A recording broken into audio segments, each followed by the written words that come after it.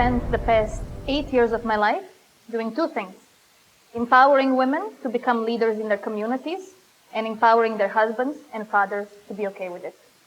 When I say I work in gender, people automatically hear the word women, as if men and boys have no gender, or rather, as if their masculinity is so homogeneous, it becomes the norm.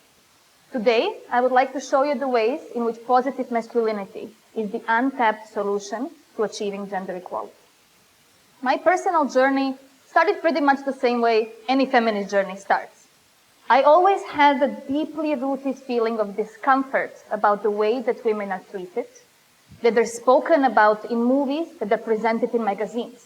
But I did not necessarily have the vocabulary to talk about those feelings. Then I had my feminist awakening, and I got the vocabulary to describe things like internalized misogyny, privilege, patriarchy.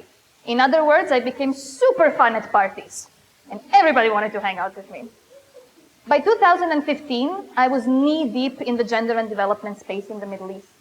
But it wasn't until an encounter with a man who has hit his wife because he did not want her attending my workshop that I realized I am focusing on the wrong 50% of the puzzle. We can empower women all we want, but if those empowered women go back to their households and communities where they are still seen as second-class citizens, we have not achieved much. Now, people often ask me, why men? When so many of our sisters are still in abusive relationships, being killed because of their gender, or not even being born because of their sex. Well, I believe that patriarchal structures also hurt men and boys. I believe that emotionally healthy men and boys are allies in our fight for equality. Michael Kimmel said, "Feminism dares to expect more from men." And I think it's time that we dare to expect more from our men and boys. Now, let's look at our own households.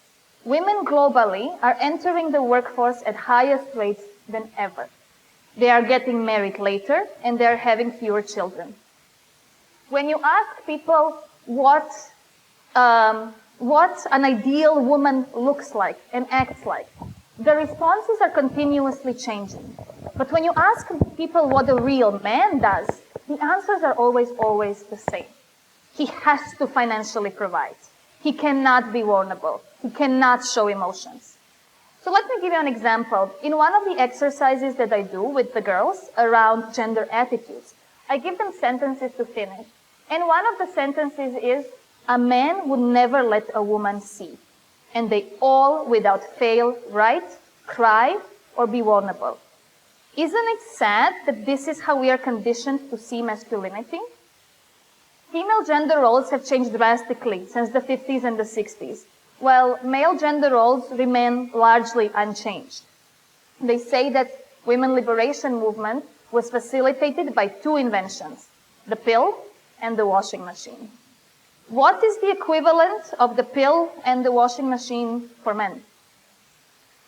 Now, my friends in India joke about having ATM fathers, fathers who are only present to pay the bills, but largely absent from their emotional life. My Arab friends used to joke about having Santa Claus fathers who only show up once a year. Coca-Cola even had a campaign that said, "Share a can with Dad, my hero, my ATM." We make fun of male mental health and the expectations that are put on men, and then we are surprised when they turn to alcoholism, violence, and self-harm. Suicide is the leading cause of death of men under the age of 50 in the UK. In India, male suicide rates are twice those of female suicide rates. So obviously, we are having a problem with masculinity and with how men present and show up in their societies. Yes, so the language that we use to talk about boys and put them firmly in their small gender boxes also leaves them incapable to talk about the violence that they are experiencing. And they are experiencing physical and sexual violence at unprecedented rates. So sentences such as the ubiquitous "boys don't cry" or "man up" leave them without the vocabulary to talk about their trauma and their emotions. Recent studies in India have shown that out of all of the children who have been sexually abused, 51% are boys. Left unable to talk about their trauma, our boys are sometimes and oftentimes doomed to repeat the circle of intragenerational violence. In this gap between empowered women and men who I will dare to call disempowered is where the frustration and the violence is being bred. So if we know that patriarchy hurts men, why are we not being proactive and intentional in engaging men to dismantle the current system? It is also not the responsibility of just women and girls, but it is the responsibility of men and boys to take a stand against sexual violence. We see time and time again how media, police, and communities come out with guidelines that put the onus of safety on women and girls. What we do not see are guidelines for men to step up, speak up, and take responsibility. It is time that we are intentional about engaging men as part of a solution to sexual violence that we are witnesses to. And not just because one day it might happen to their sister or their daughter or their mother, but because it is time that men see women as humans of equal value. Practically, there are three ways of doing this. Firstly, we need gender equality mainstream throughout the educational systems and not just focus on girls. It is time that we start having difficult conversations with our boys about gender-based violence, unjust treatment of women and girls, rights of gender minorities, and most importantly, sexual health and consent. By talking about these difficult topics with our boys and young men, we are giving them the vocabulary to express themselves and also tools to step up when they witness unjust treatment in their own communities. Secondly, we need male champions of equality to speak up and create space for their female counterparts, both in private and the public sector. We all know that in patriarchal societies, male voices carry more weight. So let's make sure that the message that those voices carry are ones of equality and equity. Sometimes that means making sure that women in your workplace and household are respected, heard, and not interrupted. Sometimes that means taking a back seat and being okay with it.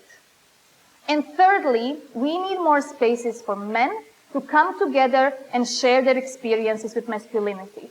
These are also spaces where men hold each other accountable. That sometimes means saying things like, "Bro, I'm sorry, but this joke is just not funny, it's sexist." And also being able to say, "Dude, I think you need to see a therapist." I have in my own work seen transformational conversations that happen in these male-only safe spaces. Men coming together, reimagining masculinity, coming up with new paradigms of what it means to be a man, free of fear and expectations of society.